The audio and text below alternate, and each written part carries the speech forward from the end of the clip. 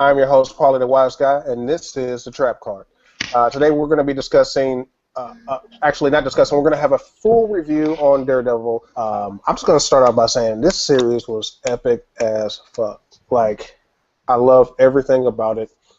A lot of times I feel like at this point in the comic book realm of the Marvel Cinematic Universe and DC, and then outside with Fox and Sony and other companies who have access to superhero-based content, they are making dark and gritty movies and cinema for the sake of it being dark and gritty. And a lot of times it doesn't translate well, but this is one of those times where dark and gritty actually makes sense because this character deserves that type of execution. And they did that well. I'll be making several comparisons throughout this review. One will be of Arrow, Batman, because there are definitely some comparisons to draw from those characters. We get to see a lot of that, within this series. Arrow is a great comparison, especially season 1, because the the plot, for all intents and purposes, at its foundation, is pretty much exactly what we saw with Arrow. The city has an unsung hero who basically decides to take the fight to the villains of the city who are corrupting the city, and we have a villain who has a lot of ambiguity to his morality and viewpoint on what is causing the same issues within the city. So sometimes in both series we could say that Arrow and Merlin for Arrow both have the same end game, but they go about it 2 different ways, and they have 2 different moral codes for it. In the same way, we could say that Matt Murdock and Wilson Fisk have the same end game and desire, but they go about it 2 different ways. It works really well in this story because we get to see the evolution of both of these characters and see how both of these characters deal with changing the city to be that place that they want it to be. That said, now that we kind of given a landscape of this story, fellas, let's talk about what this story did. Flip, let's go ahead and pass it over to you. If we want to just focus on likes for now, we can go ahead and do that, and then we can come back and do dislikes. Yeah, I only have one dislike, and you already know what it is. What's that? I mean, R.I.P. Ben, dog. That's it. So fucking. But yeah, like I don't know, the character development for both the 2 leads, well, not really even leads, both of the main characters of the story, I'll say, or the series, was great. We got a good backstory for both. The flashbacks were nicely done. The writing was good. They said shit a lot, which is great. They almost had nudity. That was cool. Rosario Dawson was in it. Always a plus. All the villains that Daredevil had to fight, they were cool. I don't know if Noble's like a big Daredevil villain in any capacity, or if he was just made for the series. Like I never really Daredevil experience for me is minimal, but it made me interested in him as a character. It gave us one of the greatest trolls of all time in Stick. Yeah, I mean, I really, like I said, the only bad thing was Ben Urich got murdered. Okay. I didn't want him to die. David, what about you? What did you think? I thought this show was phenomenal. I thought it was very well made. I thought I liked the little references they made to let us know that they're connected to the MCU without actually, other than the one name drop of Captain America by Foggy Nelson, really they didn't make it really all about the MCU. They made it their own thing while being connected. I loved Kingpin. I think Vincent D'Onofrio killed it, but I think he's a great actor in general, so I think he kills most every role he's in. He really got the levels of almost like split personality of Wilson Fisk, like the Wilson Fisk who's trying to charm, this girl, and then the Wilson Fisk who's the Kingpin. And I liked that. I think he did a really good job there. I think Charlie Cox is a great Matt Murdock. I think getting the dude who was Fulton Reed from the Mighty Ducks to be Foggy Nelson was the best move. And they have great witty they have great witty banter. It's just I think it was like really perfect. I got to go with Flip. My biggest dislike was skinheads lurking in offices at early hours. Didn't like that. Karen's story got a little bit stale, but it wasn't all that bad.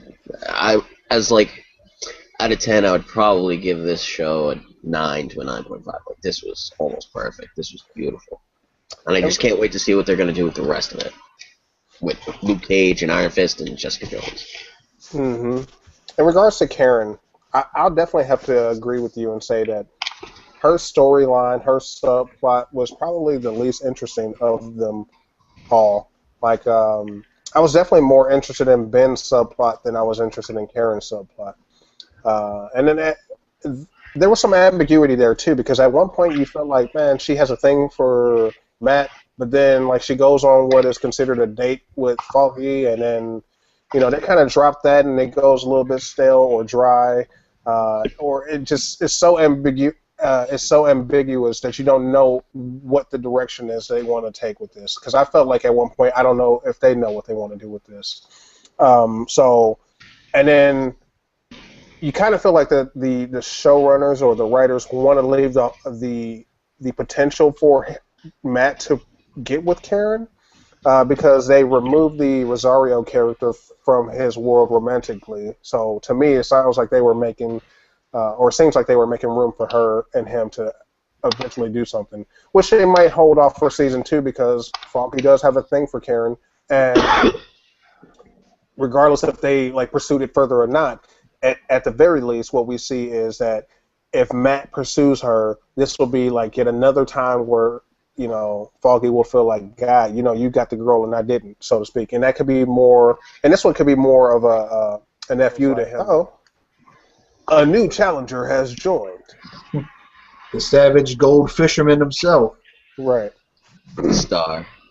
But I really liked the Stick character. I love the fight with Nobu.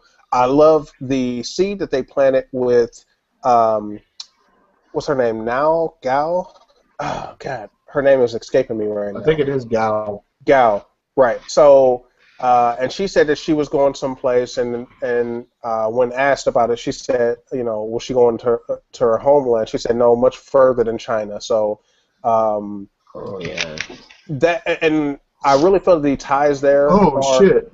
Another challenger. Why are these random all the random Pokemon popping in this wild bush. Yo, we're talking about Daredevil right now. All right, what's happening? We're talking Daredevil. Series as a whole. I'll go ahead and start with Twan. Twan, what did you like about this series, and what did you not like about this series? All right, so what I loved about this series, because I go in from love, and kind of flirted with, because that's how I felt about the whole series. There's nothing I hated about that series. So now, and real talk, I usually hate everything, bro. I ain't even gonna lie. I actually hate most things in this world. But anyway, cynical AJ, bro. That's what I go by. Anyway, so as far as how I look at shit, that dude Fisk, come on, I'm just saying, that was a great character. I love the character of Matt Murdock. I really do feel like they did a really good job as far as character portrayal. That's the one thing that I could say. The thing I liked was Stick. As far as the whole training session. I love that shit. But I like Stick's character. And the thing I really flirted with the whole character dynamic of Froggy and Matt Murdock. Like I enjoyed that. So, but other than that, like I felt like as far as for a premiere season, for something as ambitious as having a series on Netflix like that, and it was really well done. I'm hoping that the second season is gonna just top this out. Okay. Star, what about you, bro? You punch, counter. Do you have anything that you like to disagree with or add? Um, I punch. I always got shit to add. You know what I'm saying? So we could either do it later, or I could do it now. However you want to handle it. Well, no, I'll go ahead and go down the line and see if people want to punch or counter real quick. David, you punch, counter. I punch. Yeah.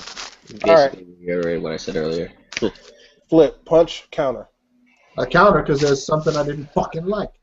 Okay. That's true. I got a backflip with this. Oh, so now you reneging, now you counter him?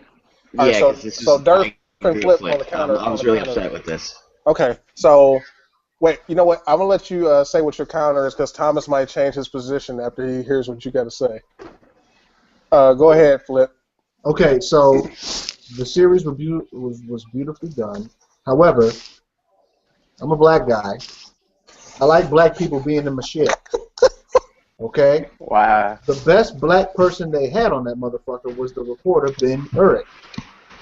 And they murked this motherfucker out in cold fucking blood. Just murdered this dude. He could have lived, dog. They didn't have to kill him, dog. They could have just beat him within an inch of his life. He's never coming they back gotta now. kill him. They didn't have to, dog. They could have killed the cop. They could have killed the cop, the good cop. I forget his name, because his name doesn't even matter right now. Okay, but motherfucking Ben Urich, dog, Urich, whatever. It's not a black last name. The black Katy Perry. Yeah, that exactly. Right. Blurick. Okay. Okay. Durf, what about you? You counter for the same reason? Yeah, I was really upset they killed Ben Urich. He was really awesome. He was the man. He didn't take no shit, and then he like straight up called Kingpin out in his office. He was like, "Yeah, you're a big asshole," and then he choked him out. I was like, "Oh," I was like, "Really?"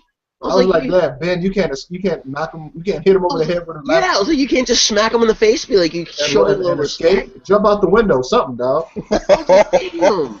Hey, he's too old. And they didn't even make him like they didn't even make him like fight back. He just got. They just let him get just fucking murked, dog. I was like, didn't even try. I was he didn't like leave a scratch on his face to let motherfuckers know that he got murdered. He just nothing. He just died, dog. He got choked. Hold on, can I ask y'all a question? Are y'all really about to make y'all making this a really big ass tangent over like what the fuck? We mad that this I'm mad. I like Ben Urich as a character. Yeah, I was mad he got killed, dog. Let me get on to Ben Urich personally. for a second. Can I interject? Go ahead, Let me interject. In regard to you guys' comment, I feel the same way they feel. You know, I really did like that character, but it was necessary. It was necessary. And it was necessary. No. It was necessary for one reason. I'm gonna tell you why it was necessary. Because it was fully giving you the character that Fisk was. Peace up. A-Town down. It didn't even give you. It just let you know the fucks that this nigga didn't give.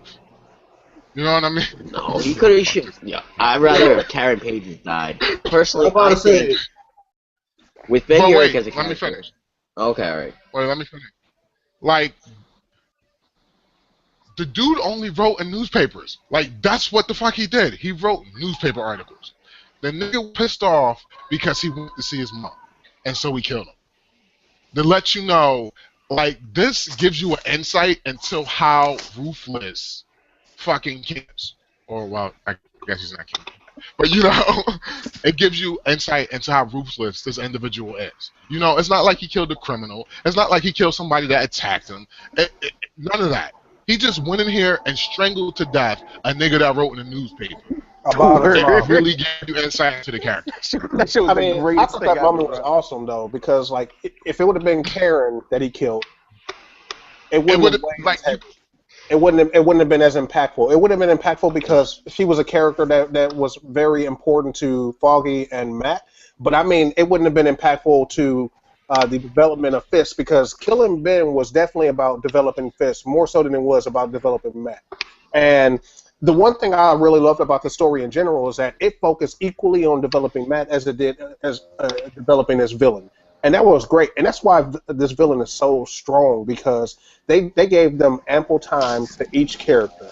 In fact, we could even argue that while the series was pretty good on episodes 1 and 2, it didn't really take off until episode 3 when they introduced Kingpin's character to the story. When they introduced him in the story on episode 3, that's when they start to hit its stride. And you were like, oh, like in fact, like the most gangster stuff happened on episode 3. Like when that little villain dude that they had at the and we're shifting gears now because we didn't discuss that the other part.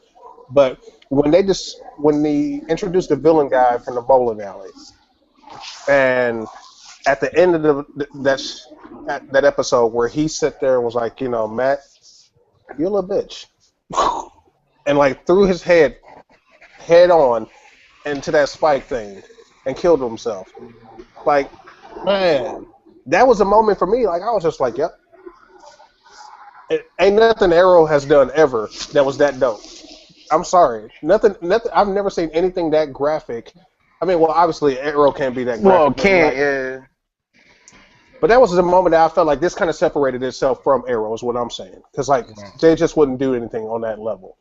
I guess for me, like, my separation moment was, like, for me, that was Netflix. So I gave that joint the pass. The separation moment for me was the head separation and the fucking car. Like, bruv, I swear to God, I had to fucking, I had to fucking look away from the screen. My nigga, like, I was like, I felt like I wasn't that insensitive. I wasn't desensitized enough from violence for that fucking thing. I'm serious. Like, when that shit happened, I was like, yo, what the fuck just happened to this? Like, the sound effects. Yeah, like, the sound really drove that shit home, fucking notch, bro. Like, that shit Yo, was what episode was that? What episode was the scene where him and the old Chinese lady, right? And they like him and the old Chinese lady, they're just sitting around talking on that rooftop. Oh, you mean Kingpin? That scene. Yeah, him and Fist, like when her and Fist when they were talking, and I was like, and I'm just, and as far as the dialogue that they were having, and based on him just talking about like, you know, like, is he worth saving? You know, like when does a man's ambition get in his own way type shit. It was just like that whole dialogue. And then when it came to the point where it was talking about how like does she view him as an enemy, you know, it was like what the fuck is gonna happen in the future of season 2? Cause now it's like he's like they basically feel like he's the most dangerous fuck out.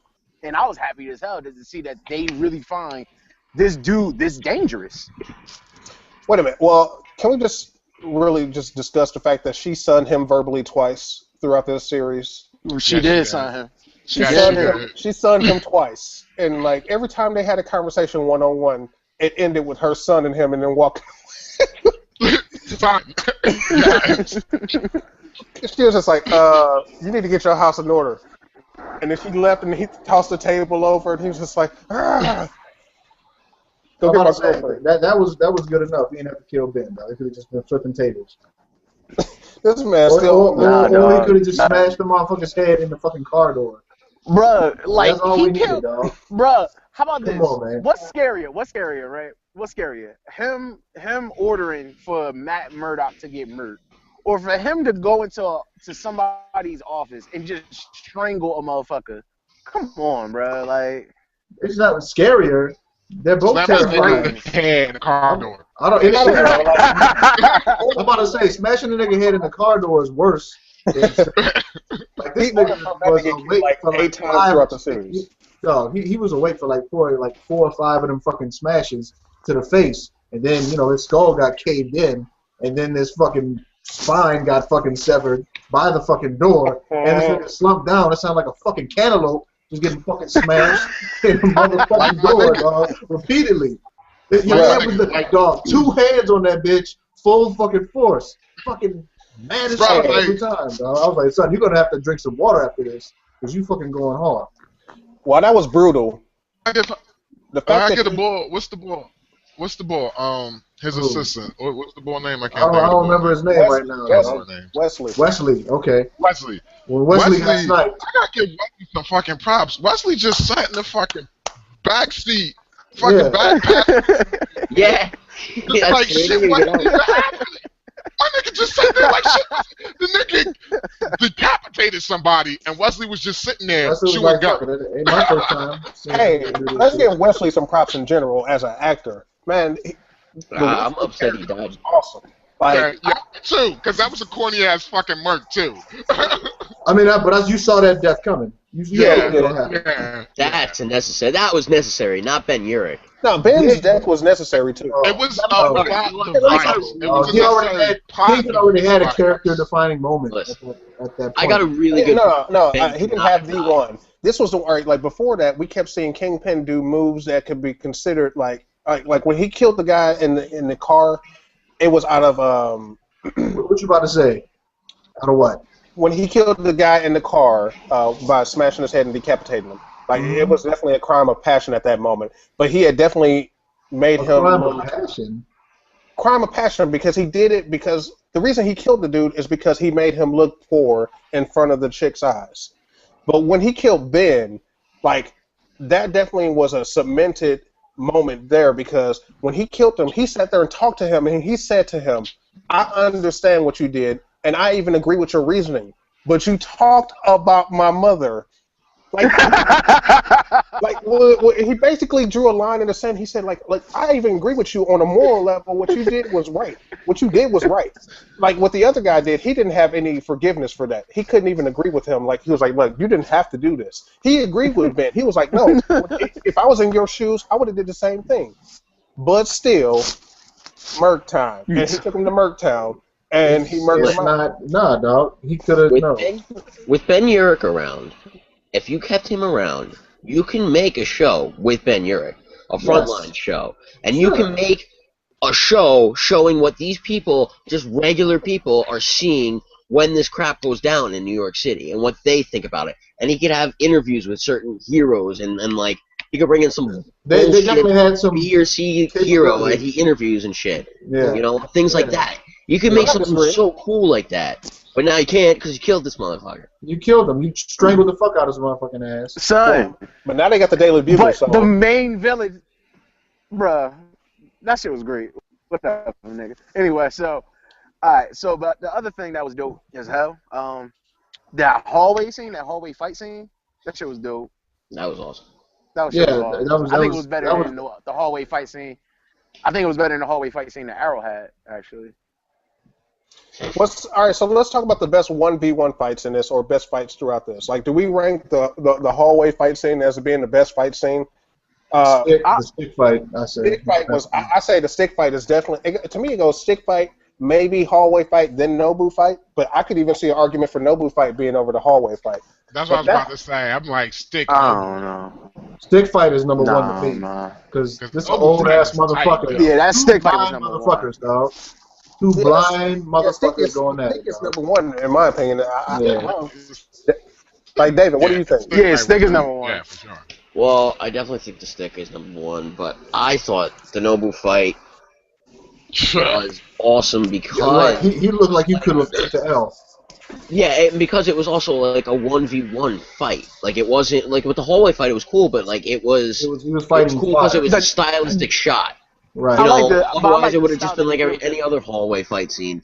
Whereas like the Nobu fight was awesome. So. It was just like it happened Nobu throughout fight- the whole episode, though. Yeah. But what the dopeness about the Nobu fight was that it was like open space fight. You know what I'm saying? Like these niggas had to really go at each other. It wasn't no fucking always. It wasn't no fucking steps. It wasn't no railings. It wasn't anything else that could be used. These niggas was in open space and had to go at each other. And like the shit was dope. It was mano y mano, dog. It was skill versus skill. Well, we don't pour a little liquor for our brother Antoine. Antoine was. I thought I don't know what happened to that man. So making his way downtown, walking fast. Right. Last week we did a reaction to the finale. Flip and I did, and we had some discussion about that. We're going to be posting all these videos today, so you guys will get to have your feedback as to what we're going to be doing.